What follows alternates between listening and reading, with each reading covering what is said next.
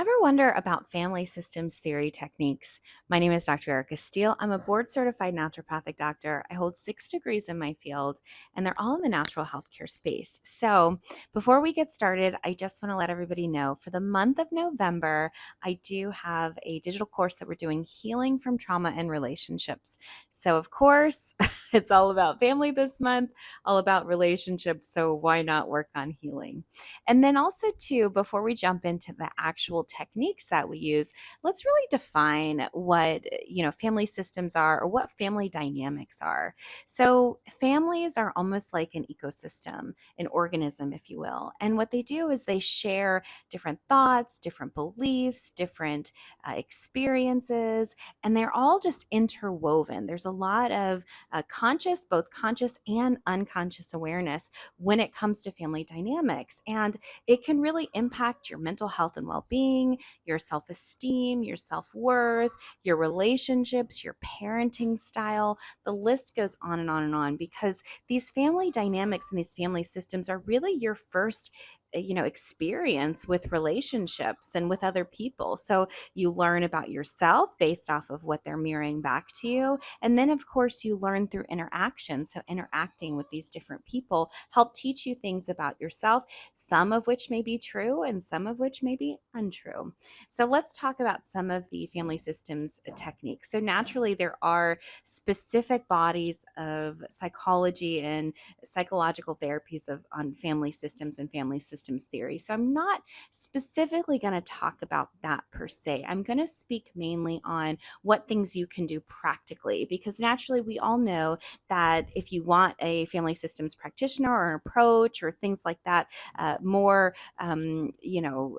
practice specific, you can Google that, you can find a provider. But I really want to teach people practically what they can do themselves. So, first things first, I would say is just get out a piece of paper and literally write your family tree, who those people are. Like put the little bubbles out, put yourself in the middle, mom, dad, siblings, etc. And then really spend your time with each one. And what I mean by that is, start with yourself, right? And stand in your own power in your center. And you go, okay, how does this feel? In family constellation therapy, which we'll be talking about this month, we actually write our names on a piece of paper and we lay them all out on the floor, and then we physically stand on top of them. And when we do that, we can really embody, and what I mean by embodiment is we can really feel and experience how it feels to be yourself, but also you can feel and experience how it feels to be that person. So it's powerful. You just start off with yourself and you stand in your own energy and you feel kind of how you feel. And there's no right or wrong, by the way. And if you don't feel right, like if you get on it, it's like, crickets, right?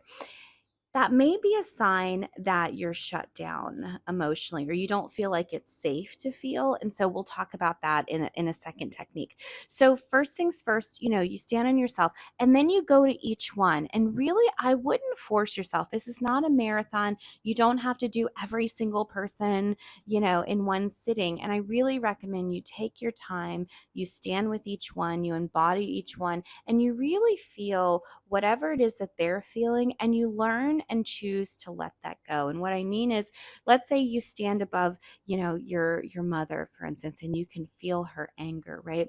You can say, I choose to give that anger back to you. That anger is not mine, right? And so as you're giving this back to them, right, you're no longer carrying the burden. So I hope that makes sense. If you want any other explanations of that, please definitely write in the comments below. I know it's deep, especially for a YouTube video, but here we go. Okay, so the second technique, EFT. So if you kind of did that first exercise and you were like, what is happening? What is supposed to be going on? That could mean that you did not feel safe feeling your feelings as a child. And so as a coping strategy, you've shut that that part of yourself down. If that's the case, it's totally normal. I was like that myself and highly reactive on top of that. So almost looking to be offended at times. And so if that is you, totally normal, totally okay, right? There is healing on the other side. So we'll use tapping as a technique for that. So tapping is emotional freedom technique. It's actually accesses, it does a few different things. So and I've heard different people say things, on this particular platform, some of which not true. So let me kind of clarify. So, all right. So we have our meridian system. Our meridian system is taken from Eastern medicine, not Western medicine. So you can't apply a Western mindset to an Eastern approach. So we have these endpoints to our meridians. There's energy that flows through these meridians, right? Emotions are energy. And so they get stuck and they get stagnated. Like, for instance, the liver, there's a liver meridian. If you have anger, resentment, hostility, it can actually get trapped in your liver meridian and potentially in your liver. And so what we want to do is we want to tap on the endpoints. So the endpoints are it's like the top of the head, the karate chop point, the inner eye, the outer eye. Excuse my nails. I'm about to get a refill. Underneath your eyes, underneath your chin, or above and below, and then collarbones, and then aside there. And so those are some of the points. And so you tap on them, right? And then you say a setup statement. The setup statement is there to acknowledge and validate what you're actually feeling, and then to reframe it into something you want to feel. So it would look like this. Like, let's say I'm tapping on the side of my hand, karate chop. I give myself permission to feel my feelings, and it's okay, right? I give myself permission to bring up all of these scary emotions, and it's okay. And I choose to embrace my emotions and know that it's okay. And I recognize that it's safe to feel, right? Something like that, right? And you can YouTube search. There's some really good people on here that do some really good EFT work. I'll perhaps link those below, or send a comment if I haven't done so. So EFT is another amazing tool. And of course, my favorite, family constellation. I'm a family constellation facilitator. Absolutely love the work. It's a cross between energy work and psychotherapy brought by Bert Hellinger, by way of the Zulu tribe, or Zulu. It was from the Zulu tribe by way of Bert Hellinger. And it's just an amazing modality to really help you. It's similar to, let's say, if you're familiar with psychodrama or Gestalt therapy, where you're kind of acting these things out, but you're doing it not from a psychological place, but more from a spiritual place, more of an energetic place.